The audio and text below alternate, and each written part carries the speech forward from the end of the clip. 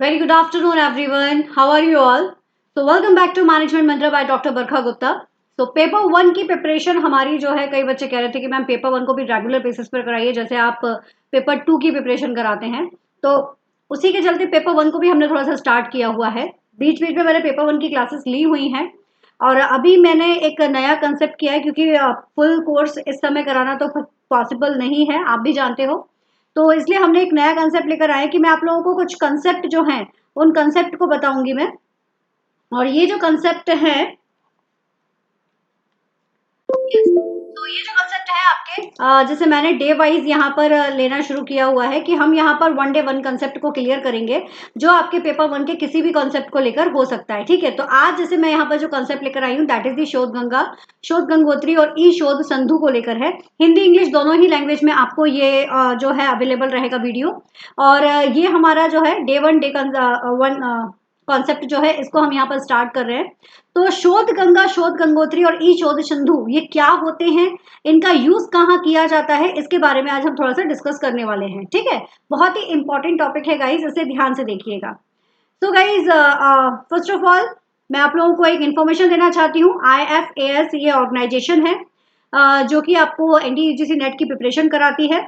काफ़ी अच्छी ऑर्गेनाइजेशन है और ये जो ऑर्गेनाइजेशन है इसकी डिटेल आपको नीचे डिस्क्रिप्शन बॉक्स में मिल जाएगी जिसके आप वेबसाइट देख सकते हैं। इनकी एप्लीकेशन भी बनी हुई है, उस पर भी आप मॉक टेस्ट वगैरह भी अवेलेबल कर सकते हैं।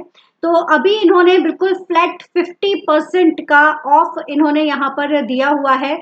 जो भी कोर्स आपका है, फॉर एग्जांपल कोई कोर्स अगर आपका 12,000 का है तो सीधा सीधा आपको 6,000 में वो कोर्स पड़ रहा है, इतना ज़्यादा डिस्काउंट मिल रहा है। और आपको इसके लिए जो कोड यूज़ करना है that is India, India code आपको यूज करना है।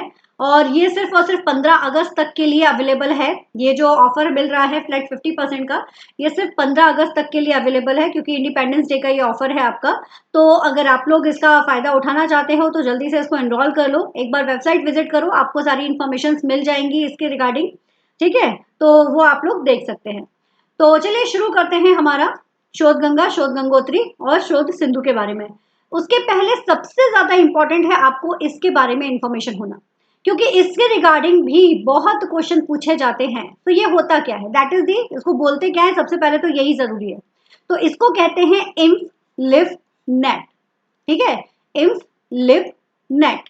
अब इसका फुल फॉर्म अगर देखा जाए तो ये देखो, इंफ मतलब इंफॉर्मेशन, LIB लिव मतलब लाइब्रेरी, NET नेट मतलब नेटवर्क। ये होता है आपका इनफ्लिप नेट जो कि आपसे पूछा भी गया था, इसका फुल फॉर्म भी पूछा गया था। तो इंफॉर्मेशन एंड लाइब्रेरी नेटवर्क इसका फुल फॉर्म है। ये यूनिवर्सिटी ग्रांट कमीशन जो है इन्होंने इसको डेवलप किया हुआ है और गांधीनगर में इसका ऑफिस बना हुआ है।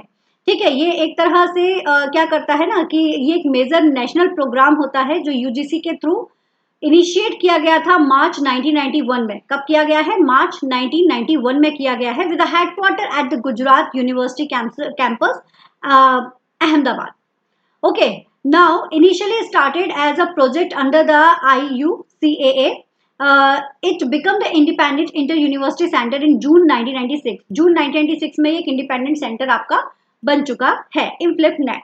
अब ये इनफ्लिप नेट क्यों जरूरी है, क्योंकि इसी के थ्रू ही आपका जितना भी डेटा जो शोध गंगा शोध में जाता है वो इसी के थ्रू ही आपका पहुंचता है। देखिए, तो शोध गंगा क्या है, शोध गंगा ये अपने आप में एक नाम बताता है, digital depository of Indian electronic thesis and dissertation set up by the INFLIBNET centre. Shodh Ganga इनफ्लिपनेट केंद्र द्वारा स्थापित, किसने स्थापित किया है, इनफ्लिपनेट ने ही इसको स्थापित किया है। इस टर्म को इसीलिए हमने पहले समझाया था क्योंकि इनफ्लिपनेट के सेंटर ने ही स्थापित किया है किसको, शोध गंगा को। और ये एक इलेक्ट्रॉनिक माध्यम है जिसके द्वारा आप अपनी थीसिस को या फिर आपके जो डेजर्टेशन है उनका आप डिजिटलाइजेशन फॉर्म में यानी कि डिजिटल फॉर्म में आप उसको स्टोर करके रख सकते हो लाइब्रेरी में। इसके लिए स्पेशली इसको डिजाइन किया गया है। और ये जो है ध्यान दीजिएगा, सबसे इंपॉर्टेंट है कि शोध Ganga specially design for thesis, ठीक है, specially design for thesis and dissertation. ठीक है, एंड डिजर्टेशन, ये बहुत इंपॉर्टेंट टर्म है, इसको जरूर याद रखिएगा। इनफ्लिपनेट सेंटर के थ्रू इसको किया गया है। और सबसे इंपॉर्टेंट चीज, इसका नाम क्यों पड़ा है, क्योंकि शोध, शोध का मतलब होता है रिसर्च। है ना। शोध का मतलब होता है रिसर्च यानी कि डिस्कवरी, और गंगा जो है वो बिल्कुल पवित्र मानी जाती है, सबसे लंबी, सबसे ग्रेट और हॉलिस्ट रिवर के नाम से जानी जाती है, इसलिए गंगा नाम इसको दिया गया है कि भाई यहाँ पर जो भी रिसर्च है वो बिल्कुल प्योर रिसर्च यहाँ पर रखी गई है ना। और सबसे बड़ी चीज पता है क्या है, आज के समय में अगर आप पीएचडी करते हैं तो पीएचडी के टाइम पर आप लोगों से सीडी में आपकी थीसिस को स्टोर करवा के मांगा जाता है। ये जो सीडी होती है ये आपके जो हेड होते हैं इनके थ्रू अप्रूव्ड होती है, और ये सीडी जो है ये सबमिट की जाती है शोध गंगा में, और इसकी जो गाइडलाइन है वो भी शोध गंगा के अकॉर्डिंग डिसाइडेड होती है। उसी के अकॉर्डिंग आपको आपकी सीडी पीडीएफ फॉर्मेट में सबमिट करनी पड़ती है। जब भी आप पीएचडी का आप इंटरव्यू दोगे उसके पहले आपको ये सारा काम करना पड़ेगा, और ये पूरा अप्रूव्ड वाली जो रहेगी ना सीडी आपकी सबमिट हो जाती है शोध गंगा में, इसीलिए पूरा डिटेल आपका जो है वो शोध गंगा में आपको मिल जाता है। ठीक है, अभी बात करते हैं शोध गंगोत्री की कि ये शोध गंगोत्री क्या होती है। तो शोध गंगोत्री हम कह सकते हैं कि दिस इज दी ये शोध गंगा को जब इतना ज्यादा इनिशिएटिव मिला, शोध गंगा को जब इतनी ज्यादा प्रशंसा मिली, तो उसके बाद डिसाइड किया गया कि एक नया इनिशिएटिव लिया जाए। तो Shodh Gangotri is a new initiative that complement the Shodh Ganga. तो Shodh Gangotri synopsis of research को रखना शुरू हो गई थी। जब मैंने अपना पीएचडी किया था उस समय पर शोध गंगा का तो हिसाब किताब था, बट शोध गंगोत्री का इतना नहीं था। लेकिन अभी शोध गंगोत्री का भी बहुत ज्यादा आ चुका है कि ये भी बहुत इंपॉर्टेंट हो चुका है। तो शोध गंगोत्री में आपका क्या होगा, सिनॉप्सिस को रखा जाएगा। जो भी आप रिसर्च बनाते हैं तो पहले आपकी सिनॉप्सिस तैयार होती है। सिनॉप्सिस में आप पूरा एक फ्रेमवर्क दे देते हैं कि आप अपनी जो बड़ी सी रिसर्च है उसमें क्या करने वाले हैं, तो उसका जो फ्रेमवर्क रहता है वो पूरा आप उसमें दे देते हो, तो वो भी आपका सबमिट हो जाता है ना। Submitted to the university in India by the research scholars for registering themselves for PhD program. वही आ गया, जब आप पीएचडी के लिए अपने आप को रजिस्टर्ड कराते हो उस समय पर यूनिवर्सिटीज में आपको इसको सबमिट करना पड़ता है। तो शोध गंगोत्री किसके लिए हो जाएगा, सिनॉप्सिस के लिए हो जाएगा। किसके लिए हो जाएगा जी, सिनॉप्सिस के लिए हो जाएगा, ध्यान रखिएगा। शोध गंगा थीसिस और डिसर्टेशन के लिए, गंगोत्री सिनॉप्सिस के लिए। अभी आ जाओ नेक्स्ट वन, ई शोध संधु। ये क्या होता है, इसका ना एक कुछ इंपॉर्टेंट टर्म्स भी हैं वो भी हम यहाँ पर देखने वाले हैं। इसमें होते हैं ये आपके कंसोर्टियम, इनको भी हम यहाँ पर देखने वाले हैं। तो consortium for the higher education electronic resources, यहाँ पर भी इलेक्ट्रॉनिक रिसोर्सेज की बात की जा रही है। ई शोध सिंधु नाम यहाँ पर दिया गया है। बेसिकली यहाँ पर क्या होते हैं, जनरल्स होते हैं। अगर नॉर्मल लैंग्वेज में बात की जाए तो इसमें जनरल्स को रखा जाता है। ई शोध सिंधु ये continue to provide the current as well as the archival access to more than 1500 crore of peer-reviewed journals and number of bibliographies, citations, and the factual database in the different disciplines from the large number of publishers and the aggregation of its member institute, including centrally funded technical institutes, university and colleges.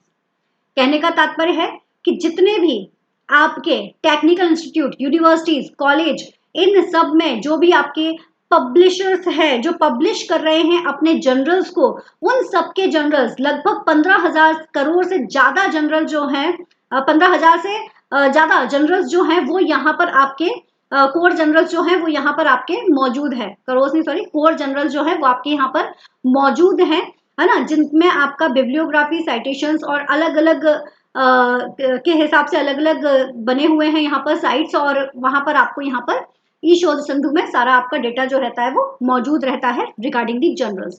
एक और important चीज होती है जो ज्यादातर exam में पूछी जाती है कि इसमें जो ये जो कंसोर्टियम होते हैं, ये 3 कंसोर्टिया होते हैं इसके, तो ये 3 कंसोर्टिया कौन से हैं ये पूछा जाता है ना, 3 कंसोर्टियाज के बारे में पूछा जाता है। ये जनरली आपके एमएचआरडी ने फॉर्म्ड किया था, ठीक है, और 3 कंसोर्टिया से मिलकर ये बना हुआ है। पहला तो नाम है उसका यूजीसी इन्फोनेट, ठीक है, UGC Infonet digital library consortium. दूसरा है आपका NLIST, and third one is INDEST AICTE consortium. ये 3 कंसोर्टियम से मिलकर आपका बनता है ई शोध संधु, है ना। 3 कंसोर्टियम इसमें इंक्लूडेड होते हैं। अब ये जो 3 हैं इनका आपको नाम याद करना है, और ये जो 3 हैं इनके फुल फॉर्म देख लीजिए। NLIST stand for national library and information information services, infrastructure for scholarly content and the Indian national digital library in engineer science and technology, ये आपका इंडेस्ट कंसोर्डियम है, ठीक है, जो कि 2003 में आया था मिनिस्ट्री ऑफ ह्यूमन रिसोर्स के द्वारा। और जो AICT का फुल फॉर्म आप जानते हैं, all India council for technical education. तो ये फुल फॉर्म भी याद कर लीजिए, ये भी आपको कहीं ना कहीं पूछे जा सकते हैं। तो क्या निकला हमारा कि जो हमारा सबसे पहला क्या निकला, शोध गंगा, शोध गंगा क्या आएगा इसमें, थीसिस, ठीक है, और डिसर्टेशन। फिर आएगा हमारा शोध गंगोत्री, इसमें कितना क्या आ जाएगा आपकी सिनॉप्सिस, ठीक है। और थर्ड वन है ई शोध सिंधु, इसमें क्या आ जाएंगे, जर्नल्स। इनको याद रखिएगा। कंसोर्डिया कौन क्या है वो याद रखिएगा, किससे जुड़े हुए हैं वो याद रखिएगा, शोध गंगा किससे एफिलेटेड है वो याद रखिएगा, इनफ्लिपनेट का फुल फॉर्म क्या है ये याद रखिएगा। So this is all about today, ये था हमारा छोटा सा concept. Thank you so much guys. If you like the video तो लाइक जरूर कीजिए, शेयर कीजिए अपने फ्रेंड्स के साथ ये इन्फॉर्मेशन, सब्सक्राइब कीजिए चैनल को और टेलीग्राम ज्वाइन कीजिए for all the latest information, जिससे आप लोगों को सारी इन्फॉर्मेशन बहुत अच्छे से मिल जाएगी, ठीक है। तो टेलीग्राम जरूर ज्वाइन कीजिए, जल्दी जल्दी मैं स्पेलिंग आगे पीछे कर जाती हूँ। सो खैर, thank you so much guys, keep study hard and smart because वही हमारे लिए ज़रूरी है। तो सबसे ज़्यादा हमारी स्टडी इंपॉर्टेंट है, उसको फोकस कीजिए, that is must for you. All the best, take care.